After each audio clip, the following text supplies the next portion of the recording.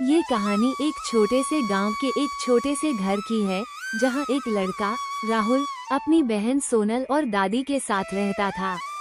ये गांव हरे भरे खेतों से घिरा हुआ था, लेकिन यहाँ के लोग बहुत गरीब थे।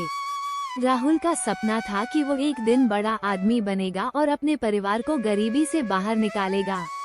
वो मेहनत करता और अपनी पढ़ाई में हमेशा अव्वल रहता, ताकि वो अपने सपने को पूरा कर सके। उसकी बहन सोनल भी बहुत होशियार थी और वो अपनी पढ़ाई में भाई से कहीं कम नहीं थी। गांव में सर्दी का मौसम आ चुका था और ठंडी हवाओं के साथ मूसलाधार बारिश भी हो रही थी। पूरा गांव एक ठंडे और गीले माहौल में घिरा हुआ था। राहुल अपने घर के बाहर खड़ा था और आसमान में काले बादल देख रहा था। उसे डर था कि अगर इस बारिश में उसकी झोपड़ी में पानी घुस गया तो उसे और उसकी बहन को क्या होगा। उसकी झोपड़ी बहुत पुरानी थी और छत में जगह जगह छेद थे, जिससे बारिश का पानी अंदर आ जाता था। कहीं ये बारिश हमारे लिए मुसीबत न बन जाए। अगर हमारी झोपड़ी में पानी घुस गया तो हम क्या करेंगे? उसने सोचा और फिर दौड़ते हुए अपने घर में प्रवेश किया।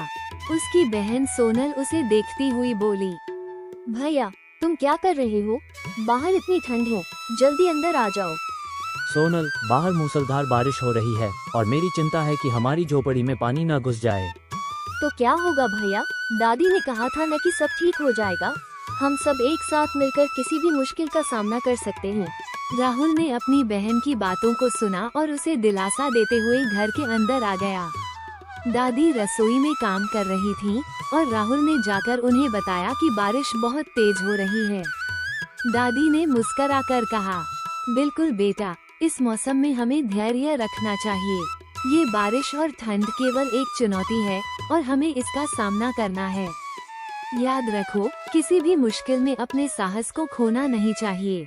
राहुल को अपनी दादी की बातें हमेशा प्रेरणादायक लगती थीं। उन्होंने सोचा कि अगर वो मेहनत करता रहेगा और दादी के मार्गदर्शन में आगे बढ़ेगा, तो वो इस मुश्किल को पार कर सकता है। अगले दिन जब राहुल और सोनल अपनी दादी के साथ अपने काम में व्यस्त थे, तो गांव में एक और बड़ी चुनौती सामने आ गई। तेज बारिश और ठंड ने गांव के रास्तों को जाम कर दिया था। सर्दी के मौसम में पानी की तेज धार गांव के किनारे के घरों में घुसने लगी थी। कुछ घरों में पानी घुस गया था और कई लोग परेशान थे। सोनल, मुझे लगता है कि हमें कुछ करना चाहिए। ये बारिश और ठंड केवल हमारी झोपड़ी तक सीमित नहीं रहेगी, हमें दूसरों की मदद करनी होगी। तुम ठीक कह रहे हो भैया, हमें लोगों की मदद करनी चाहिए। राहुल ने इस निर्णय के बाद सभी गांव वालों से मिलकर मदद की योजना बनाई। उसने और सोनल ने गांव के सभी लोगों को इकट्ठा किया और एक बैठक आयोजित की। दोस्तों, ये बारिश और ठंड हम सबके लिए बड़ी मुसीबत बन चुकी है। हमें मिलकर एक दूसरे की मदद करनी होगी। मैं जानता हूँ कि हम गरीब हैं, लेकिन अगर हम एकजुट होकर काम करेंगे तो कोई भी समस्या हमारे रास्ते में नहीं आ सकती। गांव वाले राहुल की बातों से प्रभावित हुए और उन्होंने तय किया कि वे मिलकर अपनी झोपड़ियों की मरम्मत करेंगे और जिनके घरों में पानी घुस गया था, उनकी मदद करेंगे। कुछ लोग बर्तन लेकर पानी निकालने लगे, कुछ लोग घेराबंदी करने के लिए झोपड़ियों के आसपास लकड़ी और बांस लगाने लगे। तुमने बहुत अच्छा किया बेटा। अगर हम सब एकजुट होकर काम करेंगे तो हम किसी भी मुश्किल का सामना कर सकते हैं। यही तो जीवन की सच्ची शिक्षा है। राहुल ने दादी की बातों को ध्यान से सुना और उसे महसूस हुआ कि यही सही तरीका है किसी भी समस्या से निपटने का। जब सब मिलकर एकजुट हो जाते हैं तो कोई भी मुश्किल उन्हें नहीं हरा सकती।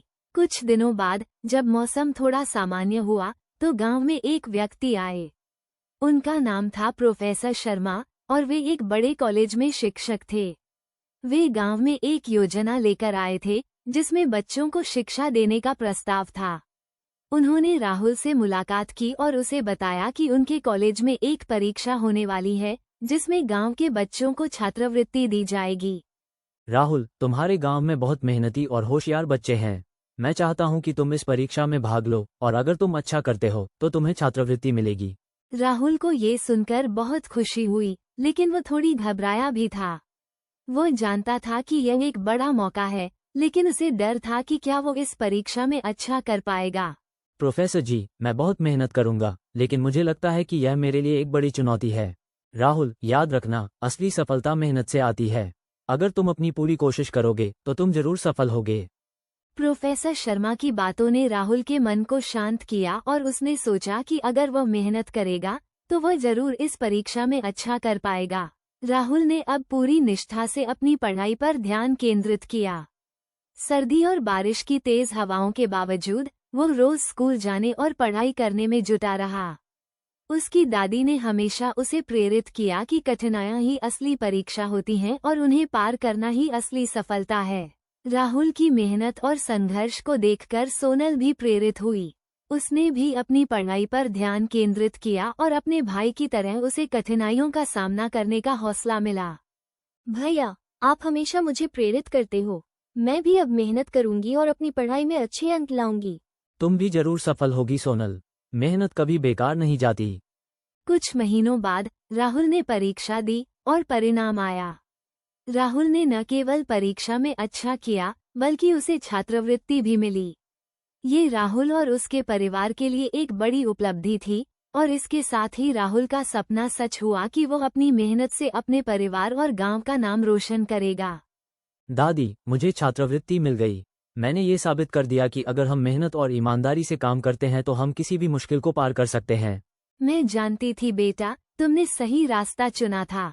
मेहनत कभी व्यर्थ नहीं जाती।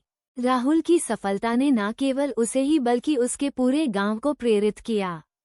उसने ये साबित किया कि अगर हमें जीवन में कठिनाइयों का सामना करना हो तो हमें कभी हार नहीं माननी चाहिए। हमें अपने लक्ष्य के प्रति ईमानदारी से काम करना चाहिए।